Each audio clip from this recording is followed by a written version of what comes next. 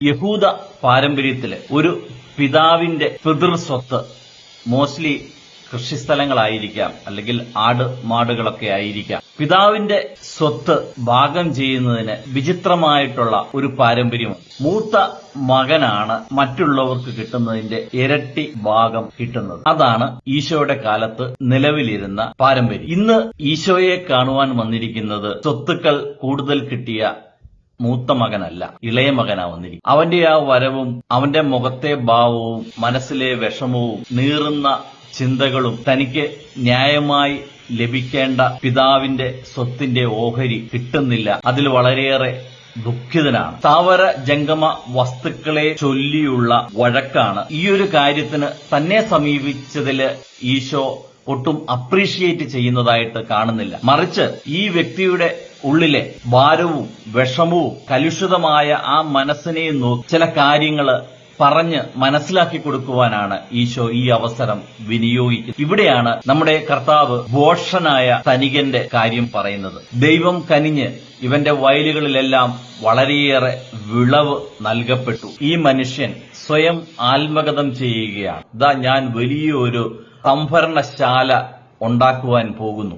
ഇന്ന് രാത്രിയിൽ നിന്റെ ജീവിതം ദൈവം തിരിച്ചെടുത്തു കഴിഞ്ഞാൽ നിന്റെ ഈ പ്ലാനും പദ്ധതികളും ഒക്കെ എവിടെ ചെന്ന് അവസാനിക്കും? കർത്താവ് ഉദ്ദേശിക്കുന്നത് ഇതാണ്.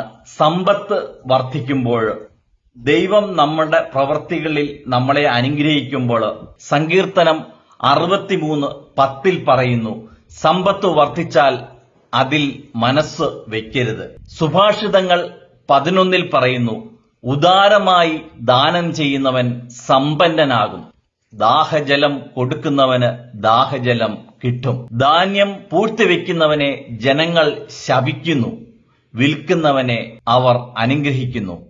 ധനത്തിൽ ആശ്രയിക്കുന്നവൻ കൊഴിഞ്ഞു വീഴും. ദൈവത്തിന്റെ മനോഭാവമാണ് അനുഗ്രഹം ലഭിച്ച മനുഷ്യരുടെ ഉള്ളിൽ നിന്നും പ്രതീക്ഷിക്കുന്ന ഒരു മനോഭാവമാണ്. ഒരു കാര്യസ്ഥനെ പോലെ വിതരണം ചെയ്യുവാൻ, സമൂഹത്തെ വളർത്തിയെടുക്കുവാൻ ഒക്കെ ദൈവം നൽകുന്ന ദാനങ്ങൾ നമ്മൾ ഉപയോഗിക്കണം എന്നുള്ളതാണ് സ്വർഗത്തിന്റെ കാഴ്ചപ്പാട്. ജീവന്റെയും മരണത്തിന്റെയും നാഥൻ എന്ന് പറയുന്നത് മേളിലുള്ള കർത്താവാണ്. ആ കർത്താവിന്റെ ഇഷ്ടമനുസരിച്ചായിരിക്കണം മനുഷ്യരായ നമ്മൾ ജീവിക്കേണ്ടത്. കർത്താവ് നമ്മളെ പല രീതിയിൽ പല മേഖലകളിൽ അപ്സ് ആൻഡ് ഡൗണിലൂടെ കടത്തിവിടും. പല കാര്യങ്ങളും പഠിപ്പിക്കും, അവന് ബോധ്യം കൊടുക്കുകയാണ്. പുതിയ നിയമത്തില് 2 കൊറിന്തോസ് 9 ദൈവജനത്തിന്റെ പരസ്പരമുള്ള ഷെയറിങ്ങും പൗലോസ്ലീഹ തന്റെ ലേഖനത്തിൽ ഓർമ്മിപ്പിക്കുന്നുണ്ട്. അല്പം വിതയ്ക്കുന്നവൻ അല്പം മാത്രം കൊയ്യും, ധാരാളം വിതയ്ക്കുന്നവൻ ധാരാളം കൊയ്യും. സന്തോഷപൂർവം നൽകുന്നവനെയാണ് ദൈവം സ്നേഹിക്കുന്നത്. നിങ്ങൾക്ക് ആവശ്യമുള്ളതെല്ലാം സദാ സമൃദ്ധമായി ഉണ്ടാകുവാനും സൽകൃത്യങ്ങൾ ധാരാളമായി ചെയ്യുവാനും വേണ്ട എല്ലാ അനുഗ്രഹങ്ങളും സമൃദ്ധമായി നൽകുവാൻ കഴിവുള്ളവനാണ് ദൈവം. എഴുതപ്പെട്ടിരിക്കുന്നത് പോലെ അവൻ വാരി വിതറി, അവൻ ദരിദ്രർക്ക് ദാനം ചെയ്തു, അവന്റെ നീതി എന്നേക്കും നിലനിൽക്കുന്നു. വിതക്കാരന് വിത്തും ഭക്ഷിക്കുവാൻ അപ്പവും കൊടുക്കുന്നവൻ നിങ്ങൾക്ക് വിതയ്ക്കാനുള്ള വിത്ത് തരികയും അതിനെ വർദ്ധിപ്പിക്കുകയും നിങ്ങളുടെ നീതിയുടെ വിളവ് സമൃദ്ധമാക്കുകയും ചെയ്യും. നിങ്ങൾ ഉദാരശീലരാകേണ്ടതിന് ദൈവം നിങ്ങളെ എല്ലാ വിധത്തിലും സമ്പന്നരാക്കുകയും ചെയ്യും. ധനം അതിൽ തന്നെ തിന്മയല്ല.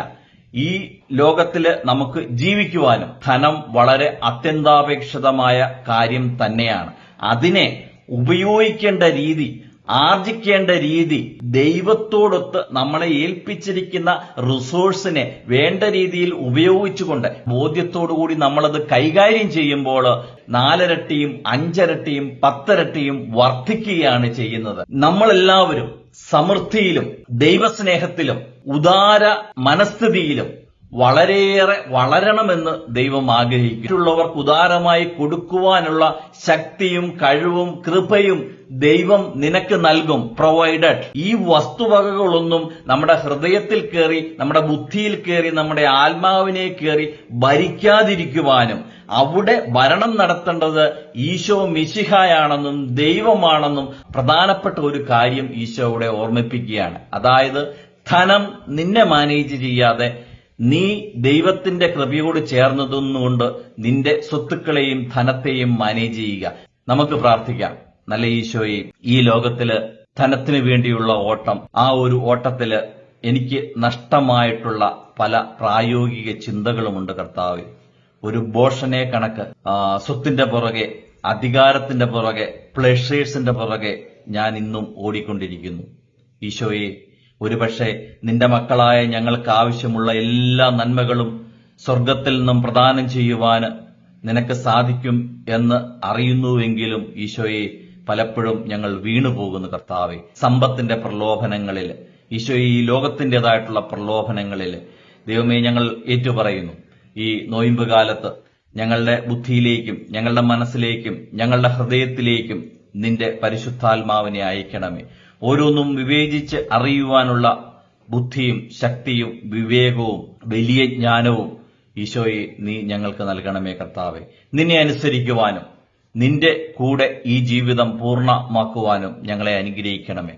ധനത്താലല്ല മനുഷ്യൻ സമ്പന്നനാകുന്നത്, മറിച്ച് ദൈവത്തിന്റെ കൃപയാലും ദൈവത്തിന്റെ കാരുണ്യത്താലുമാണെന്നുള്ള ആ വസ്തുത മനസ്സിലാക്കിക്കൊണ്ട് ഈശോയെ ഞങ്ങളുടെ ജീവിതത്തെ നയിക്കുവാനായിട്ട് നീ ഞങ്ങളെ സഹായിക്കണമേ. നിത്യം പിതാവും പുത്രനും പരിശുദ്ധാത്മാവുമായ സർവേശ്വര എന്നേക്കും. ആമേൻ.